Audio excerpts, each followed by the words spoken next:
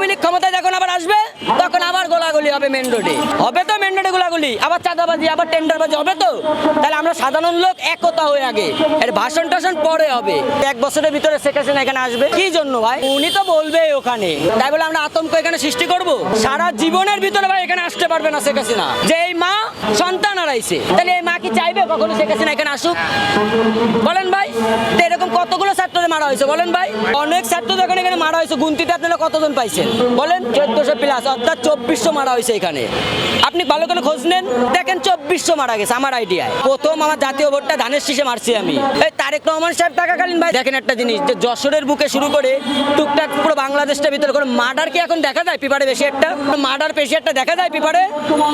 তাহলে এই আওয়ামী লীগ ক্ষমতায় যখন আবার আসবে তখন আবার গোলাগুলি হবে মেন রোডে, হবে তো মেন রোডে গোলাগুলি, আবার চাঁদাবাজি, আবার টেন্ডারবাজি হবে তো। তাহলে আমরা সাধারণ লোক একতা হয়ে আগে, এর ভাষণ টাষণ পরে হবে। শেখ হাসিনা সাহেব আসতে চাইছে বেগম, তাই তো? তা আমরা আগে যে বর্ডার গার্ড দিয়ে রাখি, চলেন চলেন আগে একটা হুমকি দিয়ে ঠেকাই দিই ভিতরে। ভাই বন্ধুত্ব না করে আপনারা মনে করেন নিজেরা নিজেরা মারামারি।